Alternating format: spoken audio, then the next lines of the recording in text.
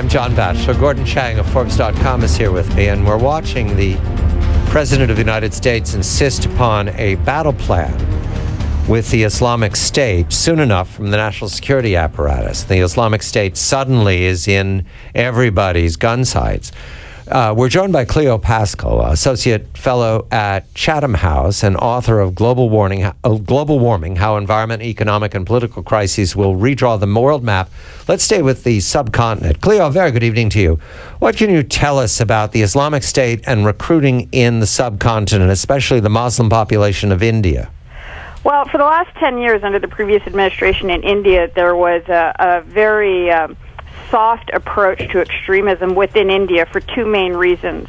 One was vote bank politics. The Congress Party was depending heavily on the Muslim vote, and in their wisdom, so to speak, they decided that that would mean going very lightly when it came to extremists, even though that put the larger Muslim population at risk. And the other reason is because corrupt politicians within India during that administration were washing their dirty money through Hawala networks, which brought them into relatively direct contact with global terrorist networks. So for the last 10 years, there really hasn't been any proper cracking down or monitoring of what was going on within India, and now that is bearing a very bitter fruit within the country. Cleo, it's nothing like a death to really change people's perceptions. There has been an American who been killed fighting with ISIS, and now apparently there's an Indian national fighting with ISIS who's been killed, and this has brought everything to the attention of the Indian populace. If you could talk a little bit about this, because it seems to me this is the story now in India about the Islamic State. It is, and it was a big surprise because for many years, the Indians thought of themselves as the kind of recipients of terror coming in through Pakistan and other places. But now there's very clearly recruiting going on, and the result is young men and educated young men. There's the current batch of 4 that we know about. 3 of them were in engineering university when they went off to go fight in Syria. One of them, as you say, was just killed today or yesterday. The news came out. So it's really concentrating the mind within India about what's been happening within the country and how bad the situation has become over the last 10 years. The puzzle about the subcontinent in general is that the partition wars led to 1 million casualties, and the creation of Pakistan, which is a natural problem for the United States, Afghanistan, all these years. But the Islamic State, is there something new here, or is this just the traditional rally to go to jihad that we've been seeing for decades in the subcontinent?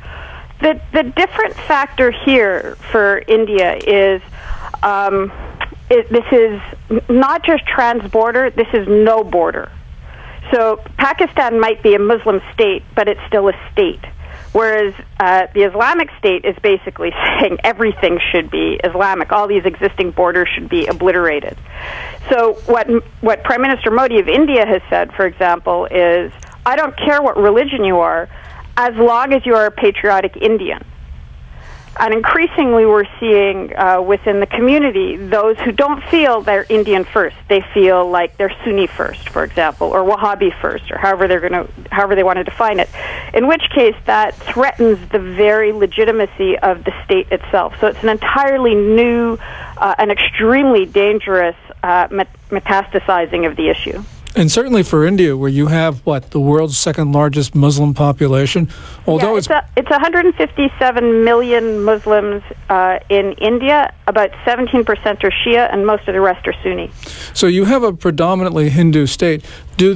I know it's still very early days, but do the Hindus in India feel threatened that this ISIS might actually come to India and inflame relations between the Muslims and the Hindus? Yeah, and it's the tip of a very large iceberg, because a lot of the recruiting is happening of Indians that are working in Saudi and Qatar, for example, primarily. So they're people who might be doctors or engineers or drivers or whomever who are working in those countries. They get radicalized in those countries, they get funding, and then they go back to India to do the recruiting within India. So this kind of trans-border international jihad component of it is extremely disturbing. Now, what you're talking about is this important ISIS component, but what you also see is, for example, in the shopping malls in some of the areas in the last 10 years, it's a visible change with the amount of women going in full facial covering now. We hardly saw it 10 years ago. Now we're seeing it increasingly. And it's part of the same phenomena.